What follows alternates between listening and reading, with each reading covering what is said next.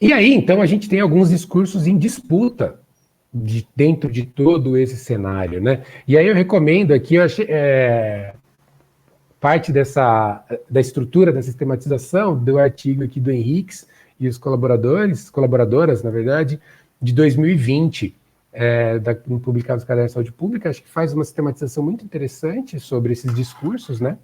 E eles apresentam, as autoras apresentam essa relação de liberdade de escolha versus regulamentação estatal. E aí a gente fala assim, bom, o que é essa liberdade de escolha, efetivamente, né? Porque para a gente poder escolher, né, e diferenciar até depois o que é escolha e o que é o processo, escolha e decisão, né, desses dois conceitos, mas para a liberdade de escolha, ela envolve autonomia e oportunidade de escolha. Como eu posso falar que as pessoas têm liberdade de escolha se elas não têm acesso à alimentação adequada e saudável? Se vive dentro de desertos, por exemplo, desertos alimentares, ou então pântanos alimentares, que aí a gente tem uma competição desleal entre natura e ultraprocessado, alimentos saudáveis, natura e minimamente processado, e ultraprocessados, né? E aí você tem o peso da publicidade, né, de um investimento histórico de publicidade sobre esses produtos. Né? Então, assim, como que dá para falar de liberdade de escolha dentro disso? Sabendo que o interesse, então, da indústria por trás desse discurso é trabalhar, para operar livremente dentro do mercado. Então, quando a gente fala dessa liberdade de escolha, precisa entender também que não é tão liberta assim, né? Aí a gente traz, dentro disso, a gente consegue trazer para esse elemento de comunicação mercadológica para o público infantil. Então a gente tem que, primeiro, quando vai falar disso, um pressuposto básico, escolaridade. As crianças, adolescentes precisariam ter uma formação escolar básica para distinguir, primeiro, o que é o programa que está sendo assistido e o que é publicidade. O segundo passo é entender que aquela publicidade não é informativa. A finalidade não é falar, olha, existe essa caneta, existe qualquer coisa que seja. Assim, é compre. Então, isso é uma diferença muito grande. Não é falar isso existe. É falar isso existe e você precisa comprar.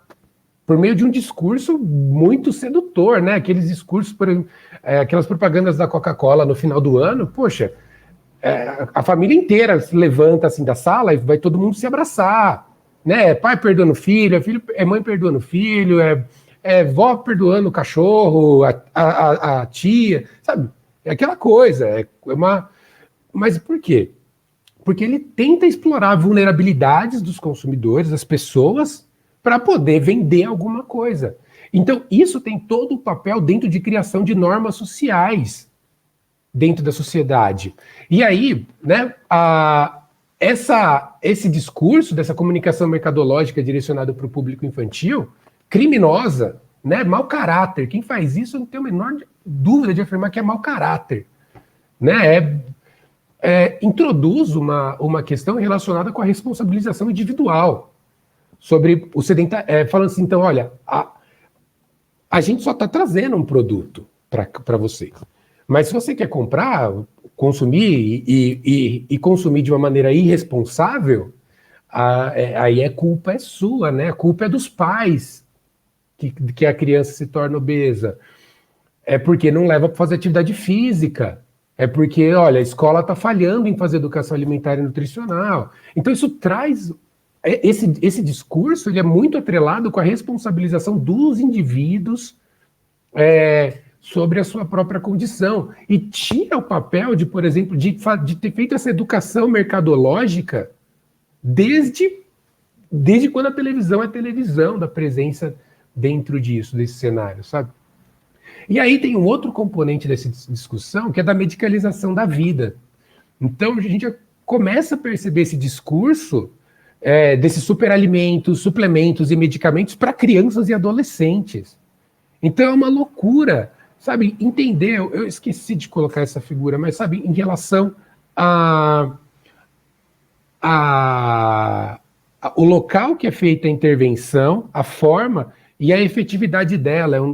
É um trabalho do Swinburne, acho que 2009, 2010, alguma coisa assim, se eu não me engano, que discute um pouco dentro dessa perspectiva.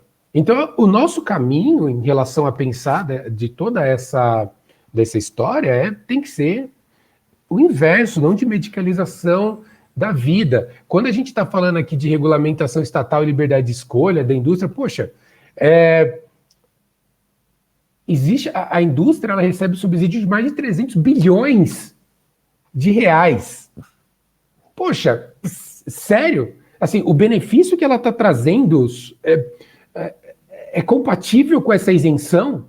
Não faz o menor sentido você ter um conjunto de empresas das bebidas açucaradas que recebem 300 bilhões de reais de incentivo fiscal para produzir morte, para produzir doença, e que vai repercutir, inclusive, depois, com um adicional relacionado com os custos, os impactos na saúde, nos custos da saúde.